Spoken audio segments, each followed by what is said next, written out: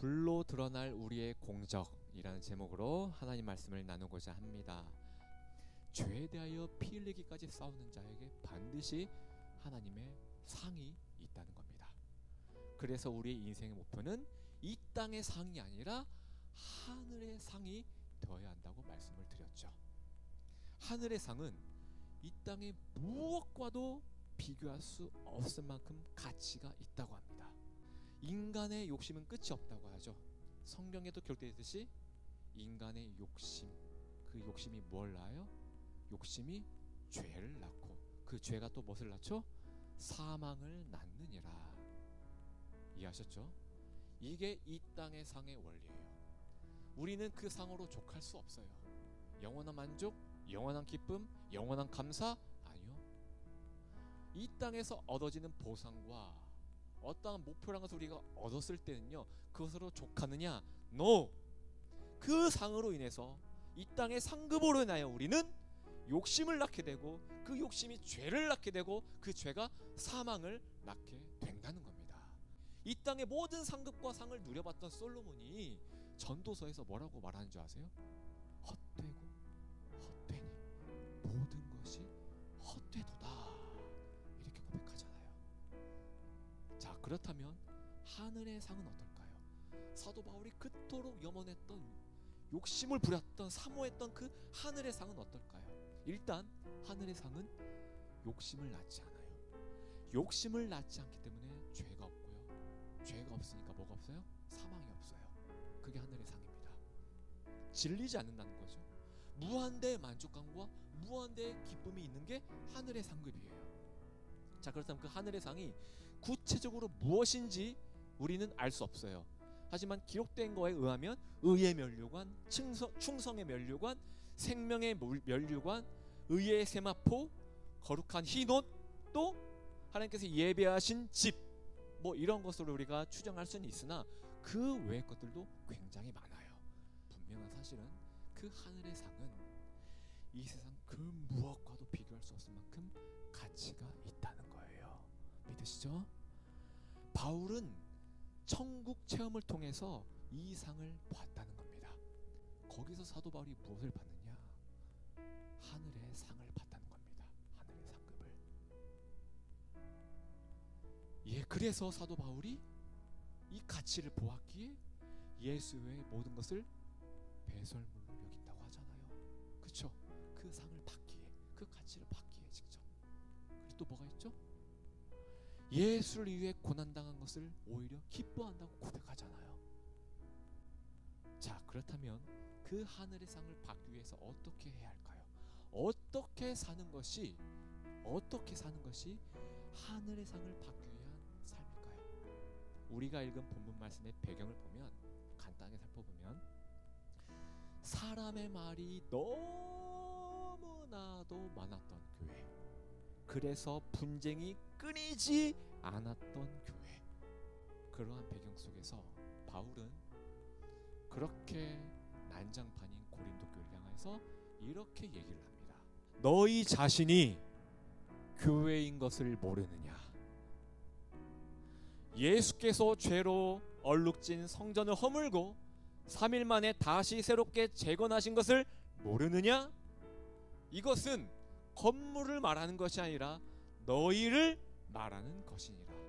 너희는 예수의 생명과 피값으로 세워진 새로운 피조물이니라.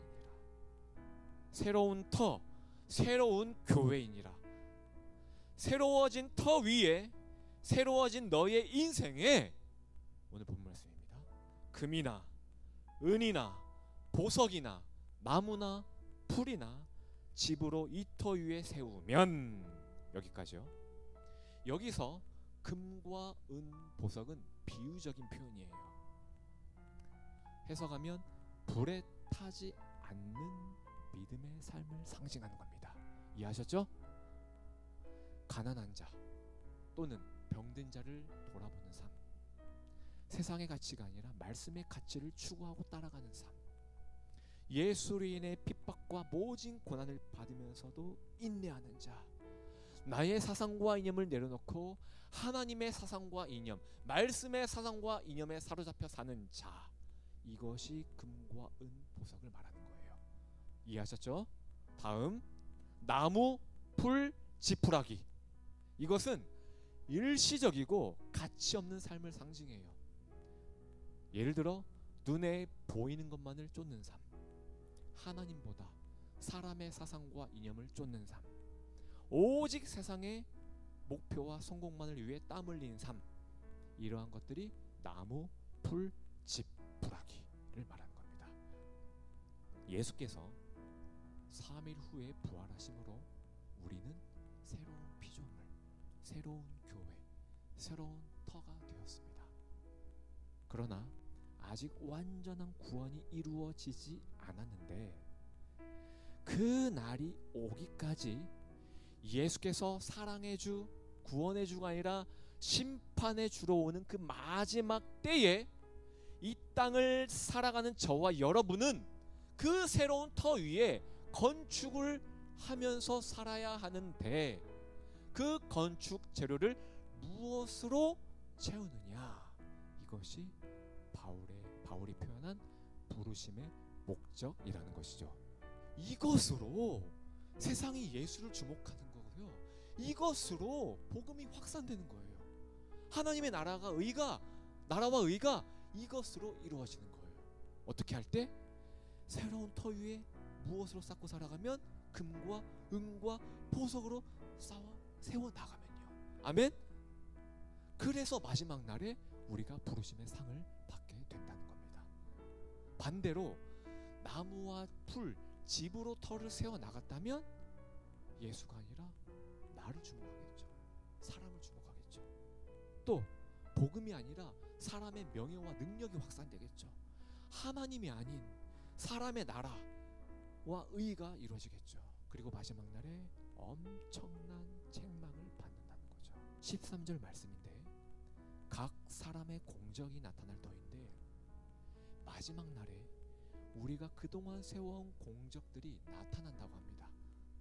그날의 예수님은 구원의 예수님이 아니에요. 심판의 예수님입니다. 그래서 우리의 공적을 낱낱이 밝히신다고 해요. 무엇으로? 하나님의 불로. 그 불이 우리의 공적이 어떠한 것인지를 낱낱이 다 밝혀낸다고 해요. 그게 14절 말씀입니다. 만일 누구든지 새로운 터 위에 세운 공적이 그대로 있으면, 타지 않는다는 거죠. 불로 태웠음에도 그대로 있으면 상을 받고, 금과 은, 보석으로 건축을 한 자는 상을 받는다는 겁니다. 15절 말씀, 누구든지 그 공적이 불타면, 화르르 불타면, 나무와 풀, 집 이렇게 불타면 무엇을 받으리니? 해를 받으리니. 우리 예수로 인해 구원받은 걸 믿으시죠? 그런데 우리가 인생을 살면서 금은 보석이 아니라 나무, 집, 풀로 건축을 하며 살아갔어요. 마지막 때가 됐습니다. 심판주 예수님 앞에 섰어요. 예수님이 불을 지폈습니다. 화르르 탔어요. 바울에 의하면 해를 받는데요. 그 해가 뭘까요? 지옥의 해를 말하는 게 아니에요. 자신은 구원을 받되, 오늘 말씀이죠. 자신은 구원을 받되 불 가운데서 받은 것 같으리라. 구원은 받지만 그것이 너무 고통스럽고 부끄럽다는 겁니다. 혹시 들어보셨습니까? 부끄러운 구원 들어보셨죠? 부끄러운 구원, 그게 여기서 나온 거예요. 이 말씀에서 최후 심판의 본질이 무엇이냐? 모든 사람들이 그 자신의 행위와 삶에 대해 하나님의 평가를 받는 날이에요. 그게 최후의 심판입니다. 이 심판은요, 우리가 흔히 알고 있는 구원의 여부를 결정하는 날이기도 하지만 더 나아가서 저와 여러분처럼 구원받은 자들에게는요, 그 삶의 열매에 따라 상급과 손실이 판단되는 날이기도 해요. 그게 최후의 심판입니다. 행위가 구원의 조건이 아니라는 것을 우리가 다 알고 있죠. 왜? 구원은 예수님이 혼자서 다 이루셨어요. 우리가 이룬 게 아닙니다. 그렇죠? 그러나 구원 이후의 삶은요, 우리의 몫이라는 거예요. 이제 새로운 피조물이 되었으니 아직도 세상의 뜻을 따라갈 것이냐, 아니면 돌이켜 성령의 뜻을 따라갈 것이냐, 금과 은 보석으로 건축을 할 것이냐, 나무와 풀, 지푸라기로 건축할 것이냐, 이것은 우리의 자유의지 선택이라는 겁니다. 이해하셨죠? 이것으로 우리가 최후의 심판 때에 하나님의 평가를 받는다는 말씀이에요. 요한계시록 20장 12절 이후의 말씀을 보면 각 사람이 자기 행위대로 심판을 받는다고 기록했죠. 자기 행위대로. 이 말씀이 오늘 본문 말씀과 연관된 말씀이에요. 생명책에 기록된 사람은 구원을 받지만 행위는 그 자체로 심판을 통해 상급이나 손실의 결과를 가져온다는 말씀이에요. 요한계시록 22장 12절 말씀에 예수님이 이렇게 말씀하셨습니다. 보라, 내가 속히 오리니 내가 줄 상이 내게 있어 각 사람에게 그가 행한 대로 뭐하리라? 갚으리라. 아멘. 이 말씀을 통해 우리는 무엇을 알 수 있느냐? 예수님이 우리를 새로운 터로 만들어 주셨구나. 이제 남은 인생에 이후의 삶에 우리는 부르심의 목적대로 금과 은, 보석으로 채워가며 살아야겠구나. 그리하면 예수님께서 행한 대로 상을 주시는구나. 반대로 나무와 풀, 집으로 채워가면 상이 아닌 해를 받는구나. 이것이 본문에서 바울이 말하는 공적의 말씀입니다. 구원 이후의 삶이 얼마나 중요한지 하나님은 야고보의 손을 통해서 그 야고보서를 기록하게 했고, 그 행함이 얼마나 중요한지를 구구절절 반복하고 또 반복해서 기록하게 했다는 겁니다. 이 세상이요, 딱 고린도 교회예요. 나의 사상, 이념이 신이 되어버린 세상. 그래서 사상과 이념이 서로 다르면 죽고 죽이는 세상. 보이는 것만이 정답이고 보이는 것만이 진리가 되어버린 세상. 이러한 세상 속에서 금과 은, 보석으로 건축하며 살기란요 너무나 어려워요. 그렇죠? 너무나 어렵기 때문에 우리 예수님이 이렇게 말씀하셨잖아요. 그래서 내가 말했지 않니? 생명의 문은, 생명의 길은 아무도 거들떠보지 않는단다. 우리 함께 생명의 길을 걸읍시다. 바울처럼 우리 함께 두 손 꼭 붙잡고 어깨 동무하고 부르심의 상을 위해 달려가는 인생이 됩시다. 예수님이 저와 여러분들을 새로운 터로 만들어 주셨잖아요. 그 터 위에 금과 은, 보석으로 우리 함께 채워 나갑시다. 그래서 마지막 날 예수님이 준비하신 상 우리 다 받읍시다.